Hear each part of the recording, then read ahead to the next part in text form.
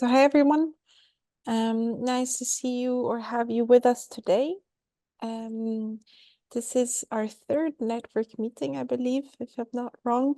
And it's a new format that we haven't tried before, where we'll hear Jana Wendler from the Berlin School of Public Engagement give a training around public engagement, and also Fred Sanders, which is a network member, talk a little bit about his work in relation to public engagement.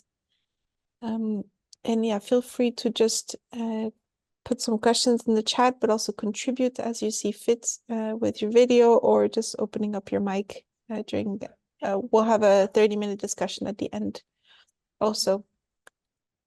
So yeah, just a brief overview about what the agenda is. So welcome and introduction, then a short presentation by Fred, short training lecture by Jana, and then afterwards, let's see if we need a break. I'll depend on you to know, and some questions and discussion at the end. And to start with, there's a poll that just popped up.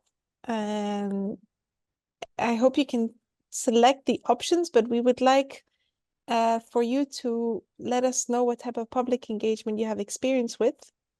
This is to also kind of get everyone on board or get to know each other a little bit more around the network. You've already answered this in the survey, but I think the thing is you cannot see each other's responses. So this is just a way of opening it up to the network. And then there's another question about how many years or months or days have you engaged with citizen science? So just to know or gauge a little bit your level of knowledge. But I'd like to ask if it actually works for you. Can you answer? I saw the poll flickering 2 times and then a result which was empty. So it seems that there is something going wrong. Okay, so maybe let's try again. I just hope nobody, I think we have a couple of hosts now. So yeah, I've reshared it. So it should be active now. Are you able to select anything? No, I see entitled poll, you did not answer this question, and then all the answers are 0%. So maybe let's... You're not able to hit click on anything. No, it's the result of the poll that I see. Okay, let me try one more time. I saw the 0% answering all of them.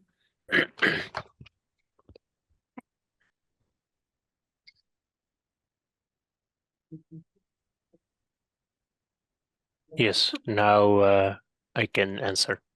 Okay, I just request all the co-hosts here not to close the poll, just in case anybody else was doing anything. All right, it looks like it's working now, right? Are you still able to answer? Yes. Okay, great.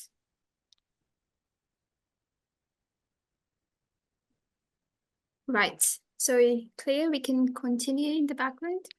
Yeah, Yes. I'm actually interested to see the poll. And I have lost the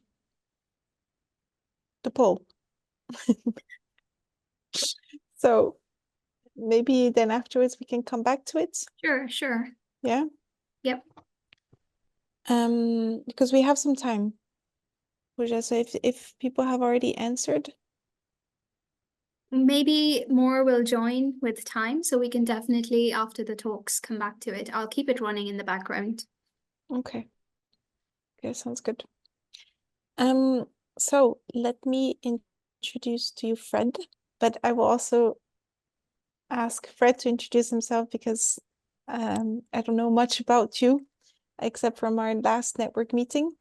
And Fred will give us a short presentation about his work in relation to public engagement. Over to you. And sorry, I forgot about this slide, but I just wanted to highlight a little bit the structure of these trainings or of these meetings, that will have a 5-minute presentation from a network member. We'll ask each time we have a network meeting if someone would like to present in relation to the topic of training that we will offer. And we are asking people now to register just to get your consent in relation to video and recording. So yeah, just letting you know about this new aspect. And the next training dates I'd like to share with you in the chat. Let's see if a second.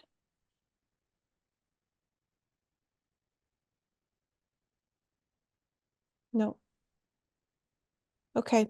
I will share with you in the chat the our Google Doc to the different trainings that we will have planned with the different topics. So maybe that already gives you an insight about the trainings and if you'd like to speak about them. So here you go, Fred. Thank you, Clea. Now, welcome all in this small group. It's good to learn from each other. I finished my PhD in 2014, and you can wave back, but I do that for Clea for the next sheet. When I'm a little bit older than you maybe, but when I was 50, I was asked by Delft University to come back to do my PhD because I did to their ID something special. I stimulated in the city and the area I live in civilian initiatives. And this is an example. These 250 buildings were built in 1910. And I stimulated that the people living there themselves demolished their houses and built new. Next, Clea. And at the end, they built 250 houses back, sustainable houses, good isolation, and better quality. And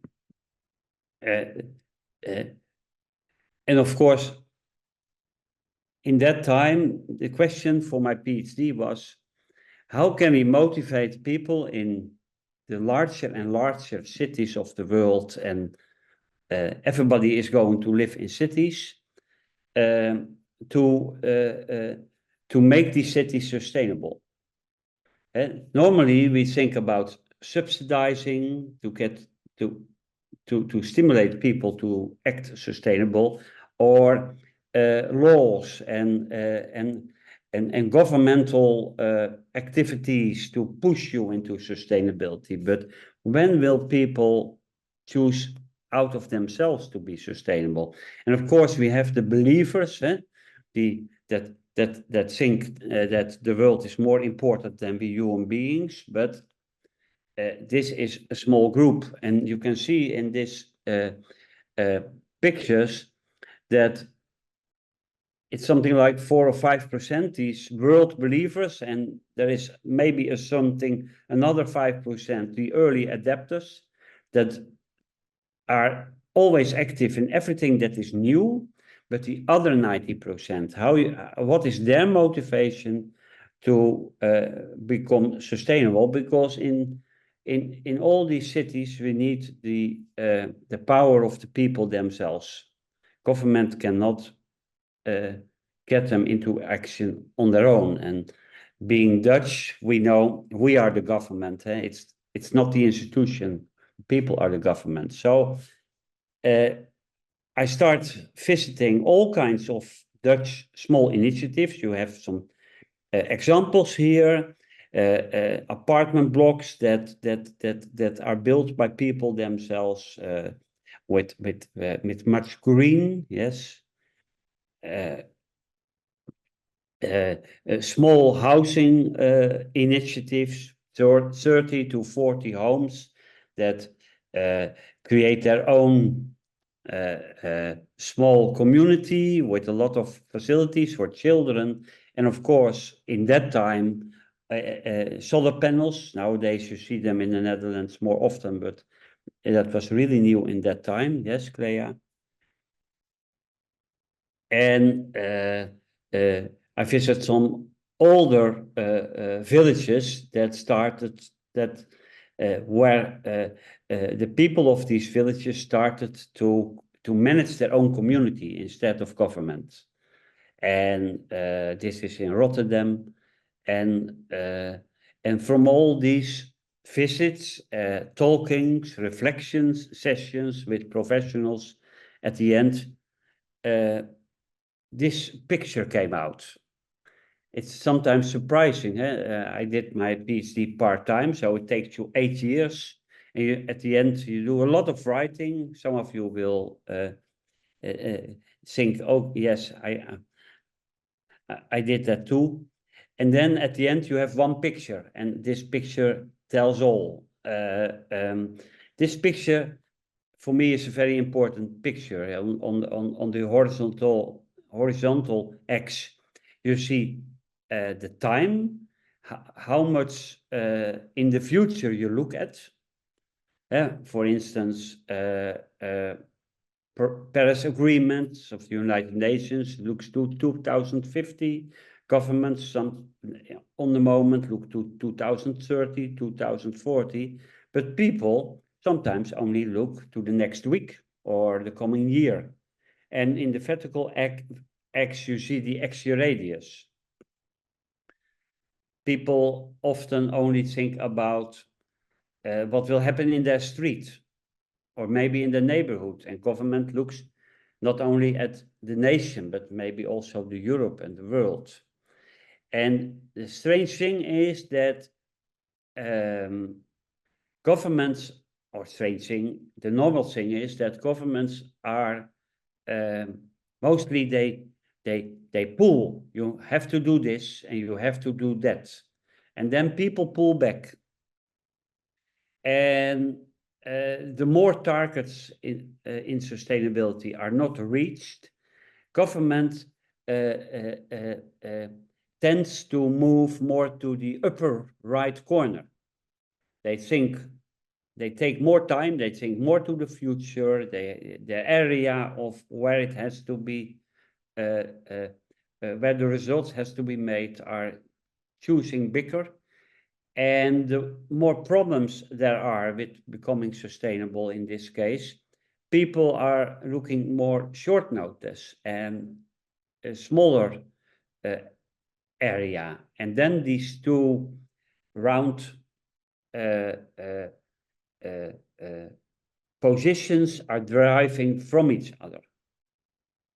And I think you will recognize that in your own country, that the more all these sustainable targets of Paris and Kyoto and more are not reached, there is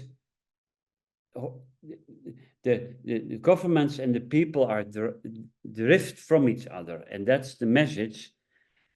Government should more push and not pull, and then the people will pull themselves up to more sustainability. And only when there is overlap in X-year radius and time, this connection can become productive to make cities more sustainable.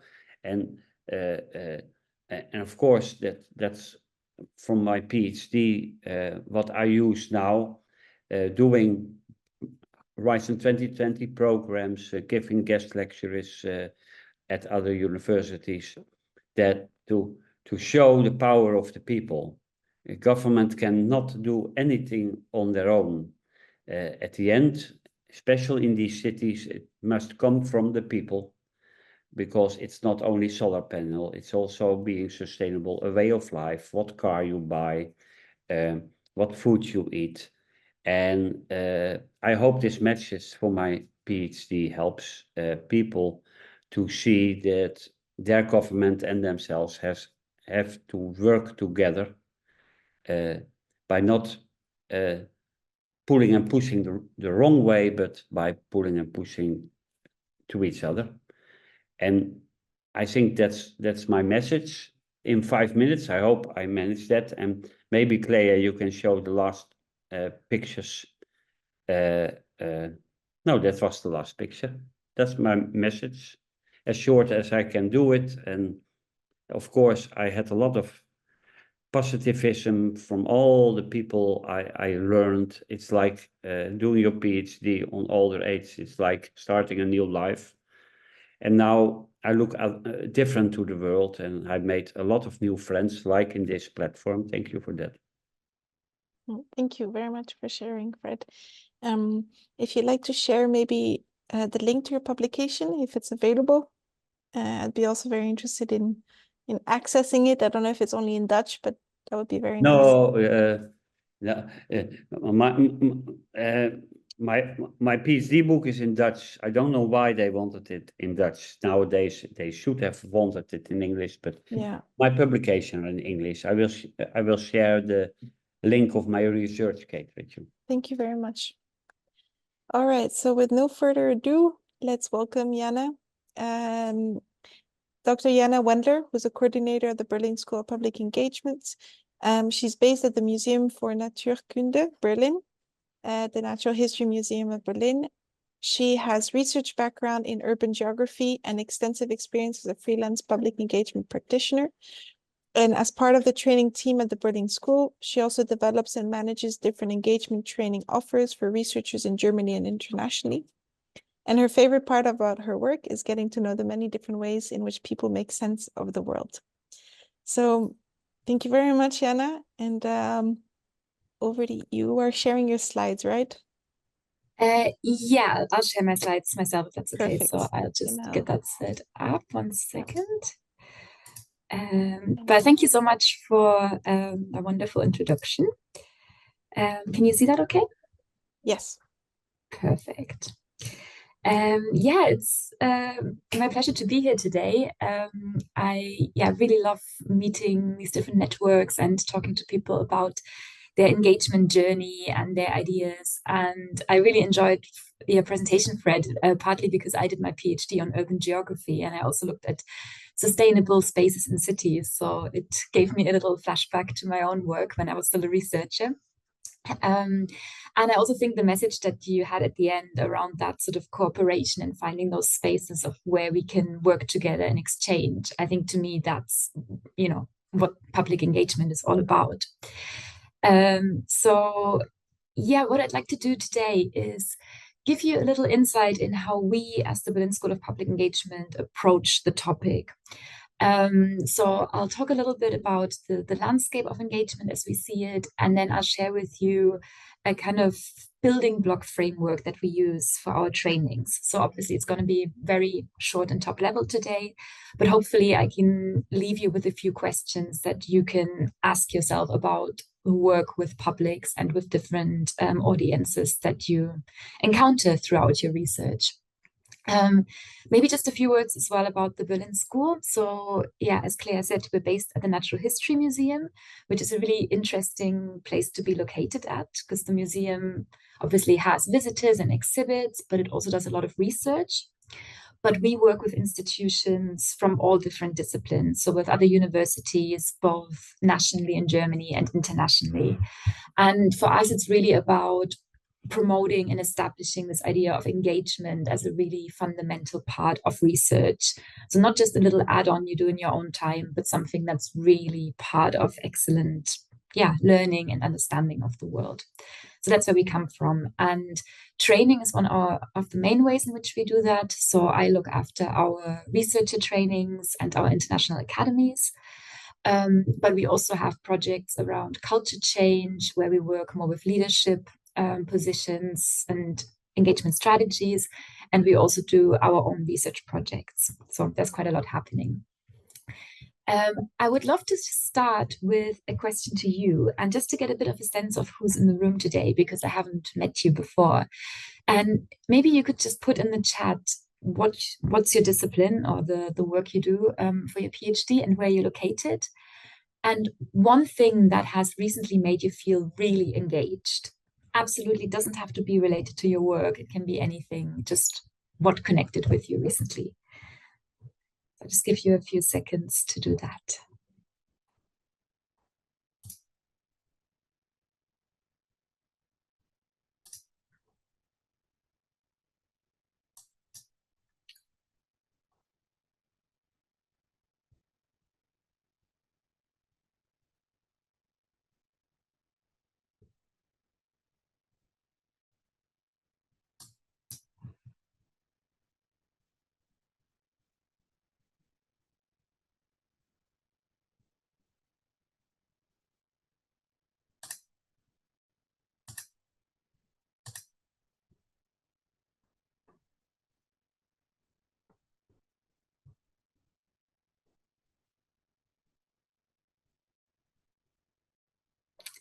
Okay, we've got a few coming in. So we've got some work on polymers, environmental policy, game-based approaches. Oh, that's really exciting. Actually, I have a little bit of background in game design for engagement. I've put it a little bit on hold for now, but I still love everything to do with playing games. That's really lovely. And it's a great way to connect with people. Transdisciplinarity, with dedication and appreciation, those are really nice elements of engagement as well. I think it's beautiful to see people really committed to a cause, and it can really take you along, which is very nice. Industrial engineering from Turkey. And that's great. And biological sciences as well. Wonderful. So keep those coming in if you still want to share, but it's just really lovely to see that variety of disciplines. So hopefully what I'm saying today will connect to all your disciplines. I'm also really interested in seeing how our understanding of public engagement matches or maybe also differs from the conversations around citizen science that you've already had. So we can pick that up in the conversation maybe. So I want to start with our definition of public engagement. And this is something we created in a community process in Germany. So we talked to people who work in that field to really find out, what do we share as a commitment? What do we mean by engagement?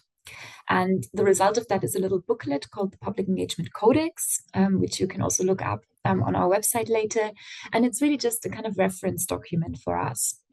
And the definition that emerged from this codex is about public engagement being a process that actively and continuously involves the public in science and brings researchers and citizens into an exchange with each other. So really fundamentally, it's about exchange, research and society. And this is in a very, very broad way, all kinds of research and all kinds of societal actors as well. But what I find quite interesting about this process of the codex and this development is that the community also went a bit deeper and talked a little bit more about what engagement means to them. And they sort of described it as a field in the scientific landscape. So it's something we do, but we can also research. It's a practice of dialogue. So it's really about doing it, trying things out, exploring different methods, working with practitioners who have great experience connecting with different groups and stakeholders and bringing all that knowledge back into our academic practice as well. And the third one, which is maybe the most important for me, is about cultivating an attitude of mutual benefit.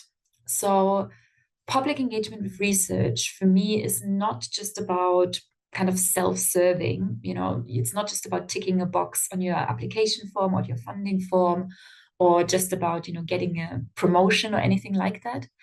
But equally, it also shouldn't just be charity for society. It's about finding that space that has a mutual benefit to you as a researcher, maybe to your wider research project, and to the people that you're working with. So again, I'm thinking of Fred's image there of the two bubbles kind of coming together and finding that space that's mutually beneficial and mutually kind of, worthwhile to pursue. So that's just for you as our definition, but what does that mean in practice?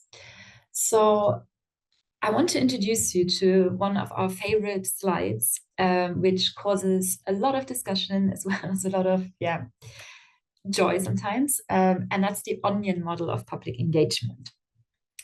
And I really like using this because it just raises so many questions and everyone reacts to it slightly differently, so I love to discuss it.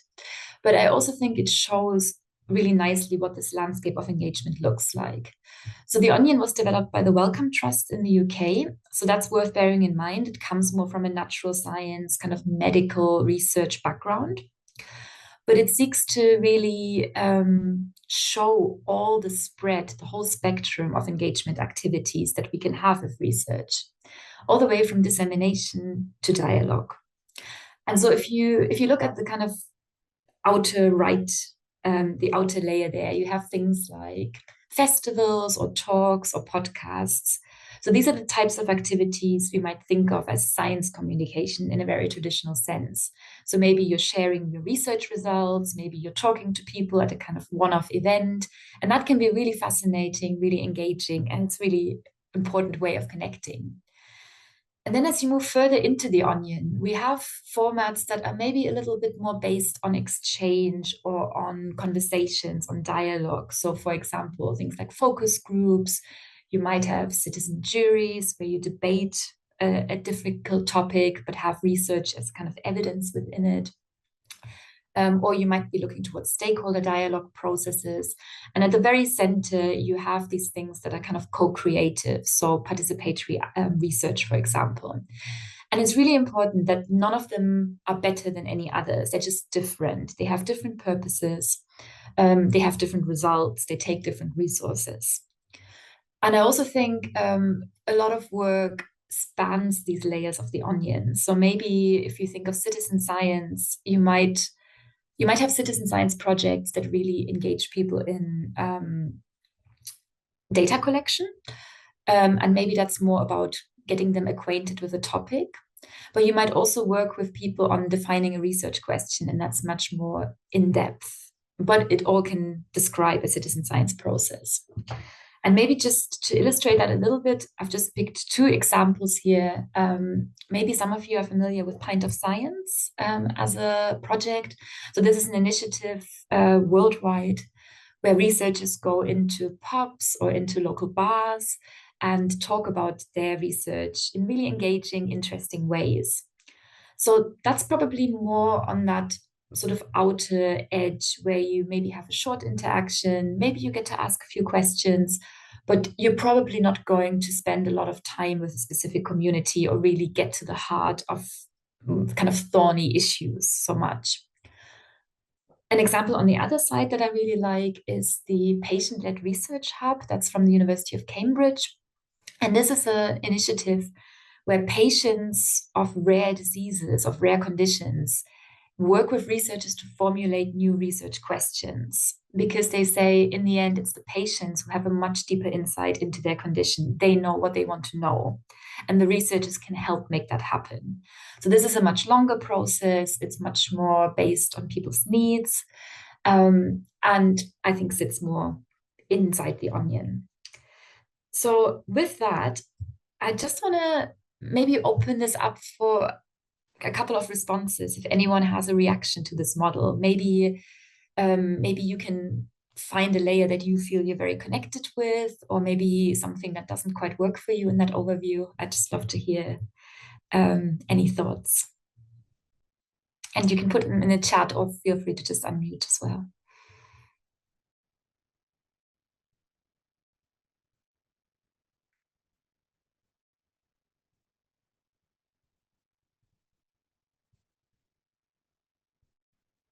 I can probably just start. Hi, Yana. I don't know if you can see Hi. me okay. Yes, I can. Okay, brilliant. And so I've had recently much more experience with development of surveys with the citizens, for the citizens, by the citizens kind of way. And it has been a very enriching experience for me personally, but also very complex. Because I personally, so I come from a scientific background, but I've dealt with, as you said, different stakeholders like NGO founders, people working on the ground, coming from different cultures, countries. So it has enriched the process, but also makes you aware that when you put something out there for broader, like global society, there are so many factors to consider. And it's really an eye-opener that the simplest of questions you pose could be interpreted so differently by different sets of groups in the society and populations. And then the responses you get are also dependent on their perception and understanding of those.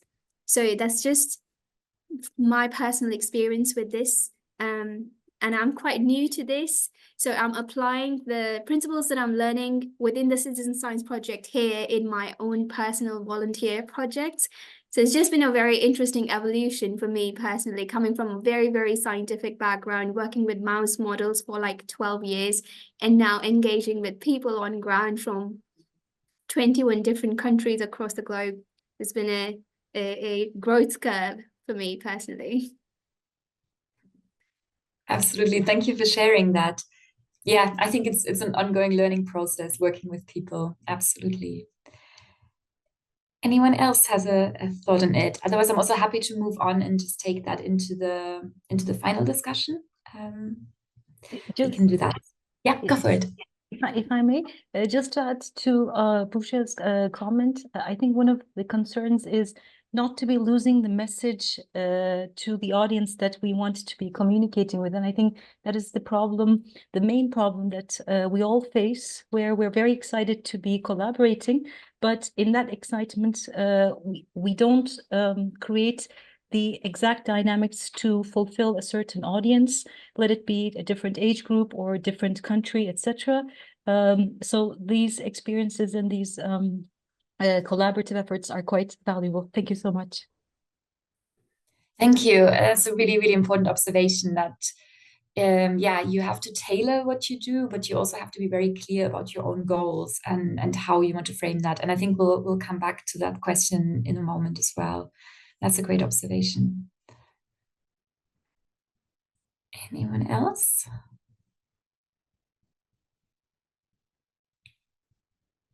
Okay, I'll just move on for now. Oh, Fred, sorry, you've got your hand up.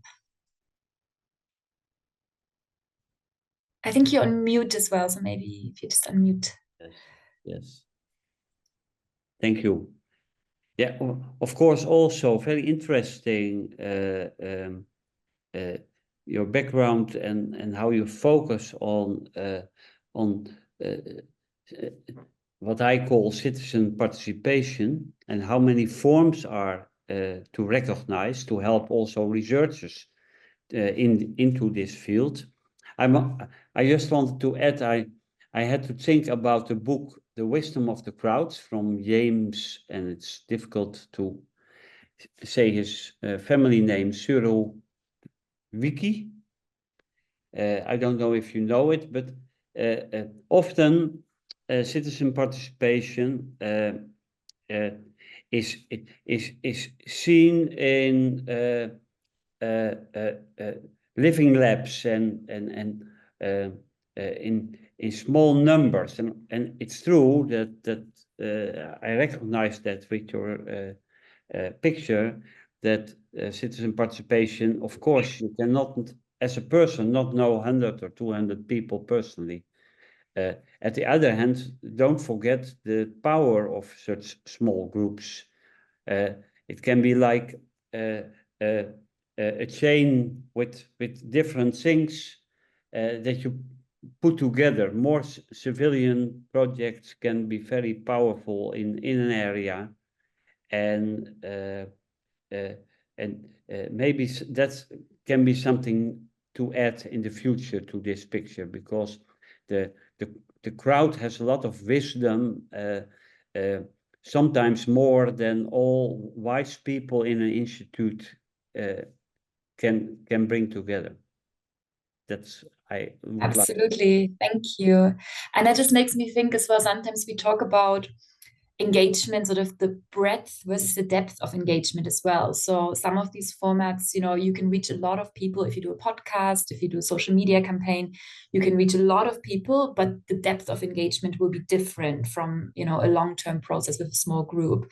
And again, it's not that one is better than the other, but you just need to be clear what your possibilities and the constraints of the methods are as well. I think, Ricardo, you wanted to come in. Hello, thank you, Jana. And I like very much this picture. It's very graphic. It's a global picture and it's very complete.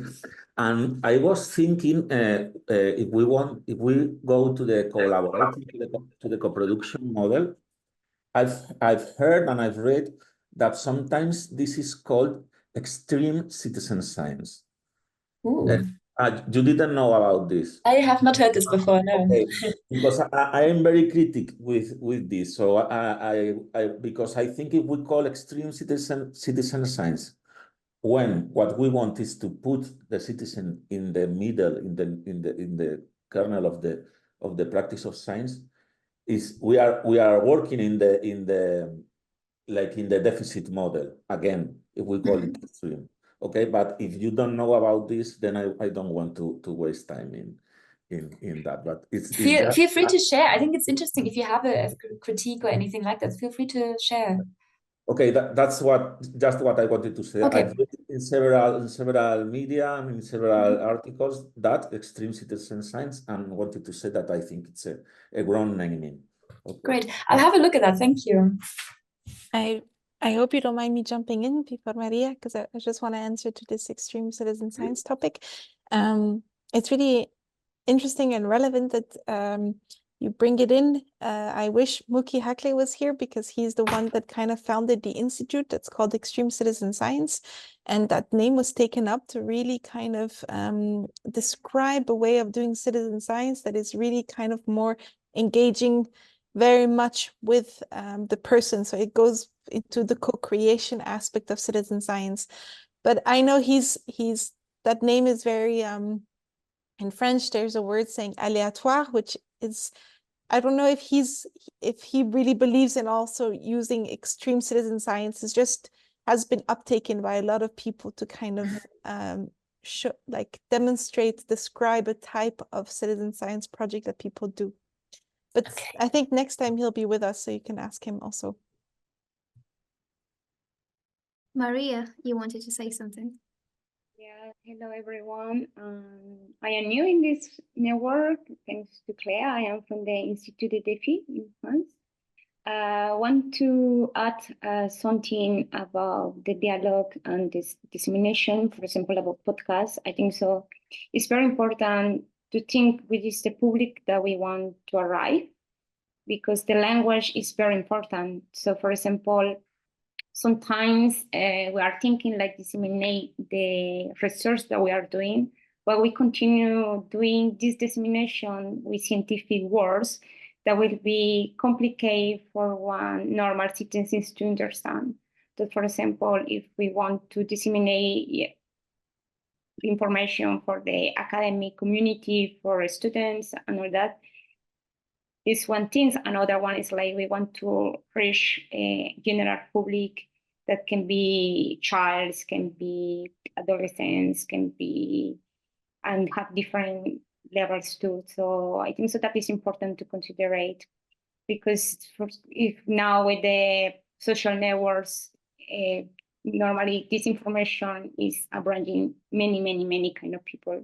So it's something that I think so is necessary to consider it, the language that we are. Yeah, thank you so much for that. Absolutely. And again, it's something I'm going to come back on again, about the importance of understanding who you're talking to with your activities. But yeah, language, of course, has such a strong value. It's so emotional as well. It's how we're trained to understand the world. So huge topic. If it's okay, I might move on to the second part, and then maybe we can have a sort of discussion on that part as well. I think that maybe gives a few more insights too. So I wanted to share with you a framework that we use a lot in our training, especially when we introduce researchers to public engagement. And it's one of those things that I find when you look at it, it's sort of quite obvious, but I think it's always helpful to just remind yourself of the importance. And I think it very much applies to all kinds of citizen science or knowledge exchange models, very generally. And this is called the 3P framework. So it's based on some work that was done in the UK. And effectively, it says to do high quality public engagement, you need to think of it in a quite strategic way. We really need to plan what you do. And that planning is based on the two elements of purpose and people. And only then you go on to thinking about the process and thinking about how you're going to engage people. So maybe just to illustrate that, we get a lot of requests for training on social media and engagement, for example. And it's really interesting to sometimes kind of come back to those requests and ask, okay, that sounds great, but what is it that you're trying to achieve with your engagement? You know, are you looking to advertise an event? Are you looking to share some results from your research?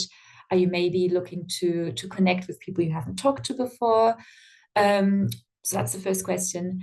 or also thinking about who you're going to reach and who's likely to be on social media, on what platform.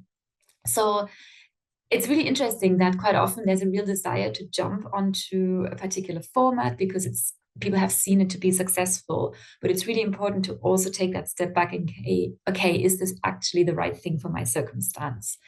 And I just want to talk about each of those very briefly, and hopefully that's something you can take away with you at the end. So for me, it all starts with the purpose. You can also start with people. They're really intertwined. But I think it's really important to be clear on what you're trying to achieve with your engagement. And I think just coming back to the onion, that bottom part of these kind of summary words are quite helpful here, because if I want to inform or inspire an audience, if I want to, I don't know, get school children thinking about a career in science, or if I want to, inform a group about the research that's relevant to their area, then I would probably choose different methods than if I want to maybe inform decision making, if I want to influence policymakers, or, again, if I want to really find a deep collaboration with the community. So I think it's really important to go back to your own aims and objectives for the engagement work you do, how it can help your research, how it can, maybe give you better insight into the topic, more perspectives, but also how it might be valuable to the people you're planning to work with. So what's their motivation as well? So this is the first question to take away is, what is your aim for doing public engagement? The big why. Related to that is the question of people. And in our trainings, we talk about this for quite some time. So this is just a really, really short, kind of overview. But I feel there's sometimes still a misconception around public engagement is something for everyone. But we, again, need to really think very clearly on who it is that we're trying to engage. There's a lot of possible publics out there. And even just in this room, all of us come from a different cultural background. We have different identities. We're part of different communities, of different organizations. So we all have these different kind of groups that we feel we connect with. And these are all potential publics and different publics that have different needs. And I also think it's quite helpful thinking a little bit about their sort of relationship to your research. So some of these groups might be interested in your topic, or some of them might be skeptical. And maybe you specifically want to engage with those who are skeptical to, address some barriers that you're facing. Or maybe policymakers or businesses might be able to help implement some of your results in practice. So you can start build those relationships in a very targeted way. And for me, that question of the people we engage with is also really about inclusion and diversity of the groups that we connect with. So I think one of the quite problematic things is to say, oh, I'm creating an activity for everyone and everyone is welcome. But in effect, it means you are creating an event for people who kind of fit within that model of the event. So if you're trying to address parents, they may not be able to come to an after work activity. Or if you're looking for, people from a specific neighborhood, they probably won't come to the university. So there's so many little factors in how we create public engagement formats and activities that are really dependent on your target groups. And it's just to say, one of the main things in engagement is thinking about who do you want to engage with and what do you need to connect with them. And then you can look into things like audience research or maybe working with a community partner to help you address some of those questions. But I think it's absolutely fundamental. So finally, then we come to the process. So we have our purpose, we have our people. What's the process? And I really like using this little image here of this duck in the water because there's so many activities we could do. So choosing a format that really corresponds to what we're trying to achieve is really important. But then each format comes with a lot of practical questions. So there's a kind of the little legs underneath the duck, that pedals along. what are the things we need to consider? Who do we maybe have to bring into the process of defining our activity? Maybe it is someone from our target group that can help us shape what we do or ask the right questions. Or the example that Pooja gave around the survey, you know, maybe bringing someone into the process of the survey design really helps create a better outcome at the end. And if that goes well, then you can get those ripples, those outcomes, maybe those impacts of your work. And that's really where you can think, was my event successful? Did I really achieve my targets? And that's a question of evaluation, which is very important. I won't talk about it right now, but definitely a topic you should think of as well in your activities, because only then can you improve your own work and also evidence that what you've done has been really successful. So that's the final question I want to leave you with. So your purpose, your people, and then the question of what format is the most suitable and how will you go about implementing it. So I just want to open this up again for any comments, any experiences that you have to share on it.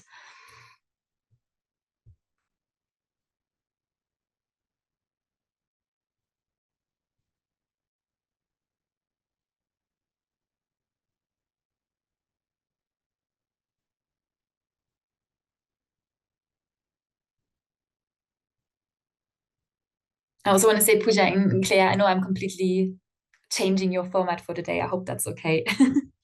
No, it's engaging, and that's what we want. So yeah, anybody from the network would like to jump in and share their experiences to Jana's question? Maybe I want to mention I really like just this idea of when we look at people, really understanding how they relate to your topic. I feel like that's very relevant, and I have never heard it kind of put that way. That indeed there's a lot of different audiences that can relate to your topic in very different ways. And so that's very interesting to understand how you want, what's your purpose, and then which topic will you actually engage with. Yeah, so thanks for that. And I'll just add that, coming again from my previous example of making surveys with the citizens, and I'm also engaged with a population where they don't have accessibility to even internet. So when they are joining for these volunteer project phone calls, sometimes the connection is really crappy. And the surveys that we developed are mostly disseminated using social media. So the format of those even questions that you can ask in person on a paper, you know, is a little bit different compared to when you're just clicking buttons online. So my main purpose here was, just to give you a little bit of background very briefly, was like period health or menstrual health in general. And of course, different groups of people, like younger people, adults, different questions for people who are getting education right now versus who are in workplaces. And it has been a complicated task to think of how to address the population that is menstruating, but does not use social media, does not understand even the terminology of what is menstrual health. Maybe they have never had access, and then reframe the questions in the sense that they can relate to. So again, coming back to people, purpose is there, but then the questions or the format keeps changing with people. The purpose remains the same. And that has been so tricky, but also so interesting just for our understanding, again, coming from another perspective when we make policies. One policy cannot cater to everybody's needs. And sometimes you have to understand the topic differently in a manner that the people understand the topic and how they've always understood the topic, especially when you're trying to break taboos in society. It takes a different role altogether. So putting yourself in the place of the person as a user or a respondent or a registrant, so it keeps changing. And I think that's what makes it so interesting, but also so complex and so valuable in the end as well, because you have the ability to make societal change in so many different underrepresented groups of society. That's my 2 cents. Now, thank you for sharing that. That's a really interesting example. And yeah, so many nuances and so many considerations there.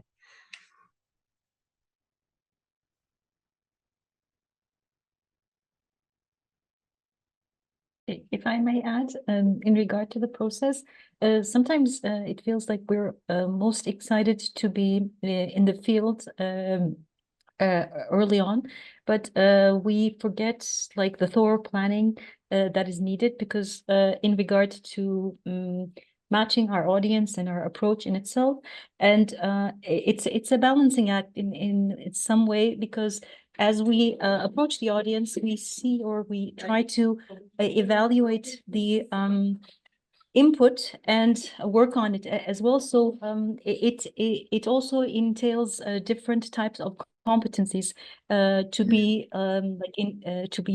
involving our teams, as well as encouraging our teams to be involved as well. I think it's one of the exciting parts is it is like an endless vicious cycle of learning in itself, and we need to be adapting to it in one way. We need to be agile in one way, and we need to be aligned in one way. I think we have a lot to learn, and hope a lot to practice and share as well. Thank you. Thank you for that.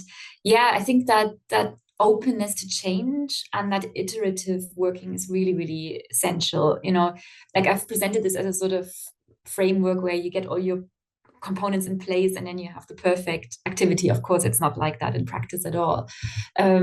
So yeah, that's absolutely essential. And I think also you mentioned that kind of evaluation, that ongoing evaluation. So it's not just at the end about what you've achieved, but also being able to say, okay, maybe we have done some evaluation up front and we have a better idea of what people are looking for, what they need, and then we see if it worked. And so you can create your own learning. Absolutely.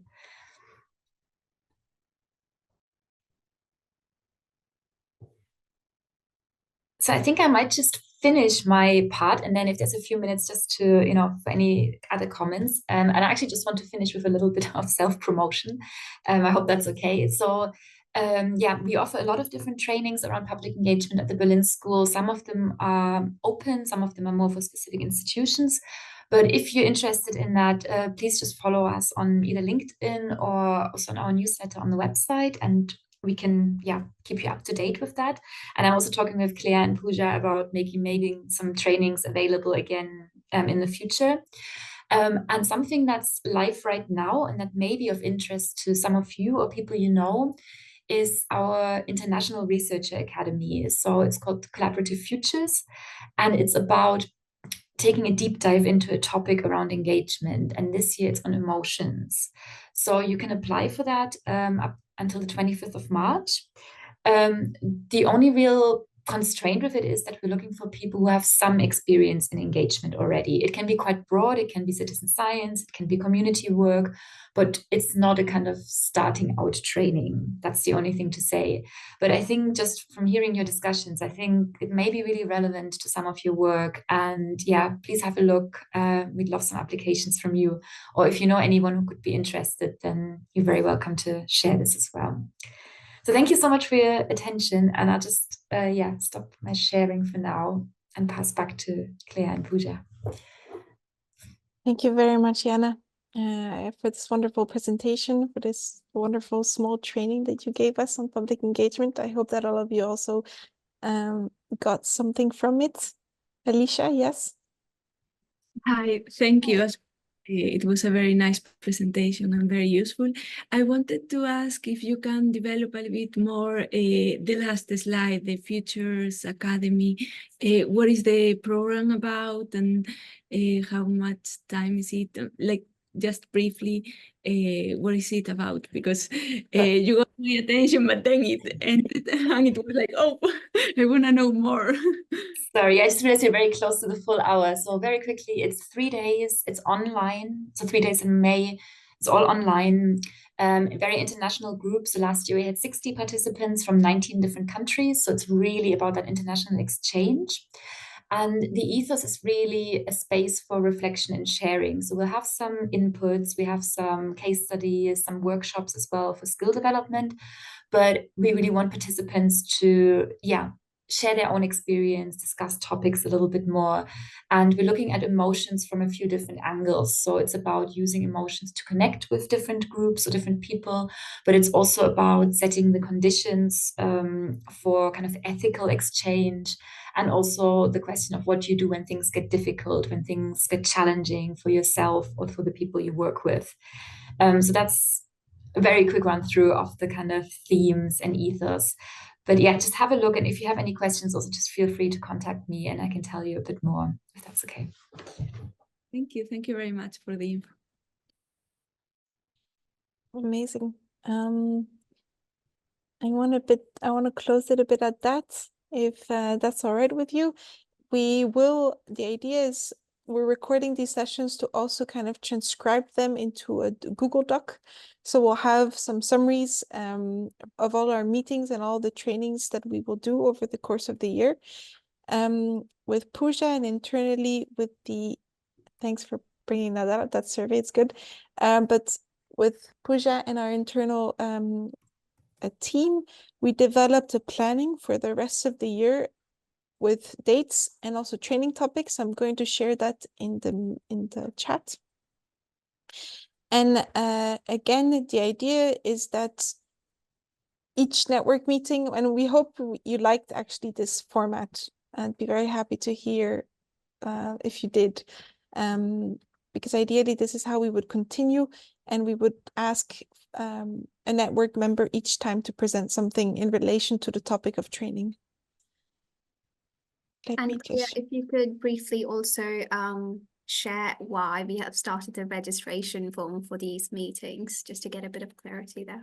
Yeah, again, we started this registration form not to make it a closed network at all, but just to get people's consent around recording the data, the video, etc. So it's important for us to get this. And indeed, if we ask you other information, and this is to meet the objectives, some numbers within our European funded projects of people that we're reaching. All the data will be anonymized, so nothing will be linked to your name if you give us your name.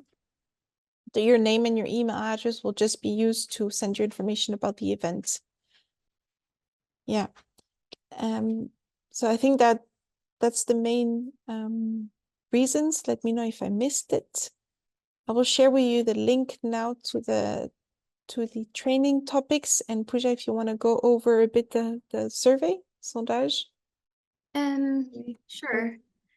So so the first question was, what types of public engagement do you have experience with?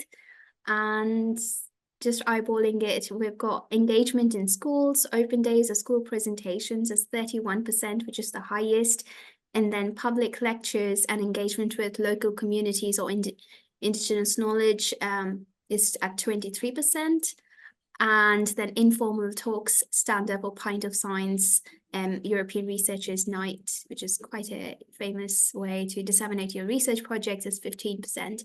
And there's no media engagement from our group, and exhibitions is also the lowest, which is interesting. I think it would have been interesting to also see the field of research and the stage of research, and then to see a comparison of how it correlates with that. And then we've got a mix of people with experience around citizen science, starting from a couple of days to a couple of months. And the majority, wow, I'm impressed by that. The majority, we are a small group, so I'm aware of the statistics here. But more than 5 years, it got 4 people. And then about 5 years, 3 people, and then a little bit in the novice. So majority, I would say, is newbies here, which is great, which is awesome. So it gives us an opportunity to shape the course or the plan that we've generated for you. And as we shared earlier, that we've put the topics even in a sequence of, if you are new to citizen science or public engagement, it gives you a step-by-step guide. We understand that 20 or 30-minute trainings aren't gonna, really, oh, thanks, Claire. introduce that kind of pool of knowledge, but we hope that it still increases awareness around these different topics. And if you are interested in going in depth about a certain topic, please do let us know. And we also have the capacity to generate some webinars around those specific topics. And as Jana said, that in the future, we could have potentially more collaborative discussions, meetings, webinars. So your feedback is always, always welcome. And yes, Alicia, I see your hand raised up. My comment was on the results of the poll that I do have some experience on media, but it only allowed to select one. So you really? Oh, my bad. I'm so sorry. We should have had that multiple choice. One that was my major experience, but I guess that most of the integrants here will have experience in more than one activity. Of course. The percentage will change. Okay, thank you for sharing that, because that changes everything actually. But thank you for sharing that. Yeah, and I also want to, I know we're 3 minutes over time, but last time when we met, I think a month ago, I did share about this upcoming ECS, a European Citizen Science focused workshop that is being co-organized by Marie Curie and also Learning Planet Institute as a part of the annual conference that initiates within 2 weeks now in Milan, Italy. And earlier we didn't have the possibility to make this hybrid, but now we do. So you can register and join. It's a free event. Everybody is welcome. You can also disseminate with your local Italian community. I did see somebody's from Milan here. I don't know if they're still here. But it'll be great if you can share and register yourself. So I'm just going to put the link here in the chat. So we'll have, thank you, Claire. Yes, and if you have any questions around the workshops or anything else, please do write to us. And I'd like to thank our speakers from today. Again, yes, Hande, yes. May I just ask if we want to engage other participants to enter this collaborative effort, should we just be forwarding your emails, or should they reach out to you both? How should we proceed in this manner? Thank you so much. I think the best way would be if they could write to us. And if they are interested, of course, you can ask them as well, but we can directly communicate with them, and we can make them as a part of our lists, because we do have security or GDPR wise, we do hide email addresses, although we are trying to make space, as we've been talking about since a couple of months, a space where everybody from the network can interact with each other. But we need to do this in a GDPR compliant way so that we're not sharing identities and personal information. So if they write to us, we can add them to our list, and then they'll be receiving all the emails.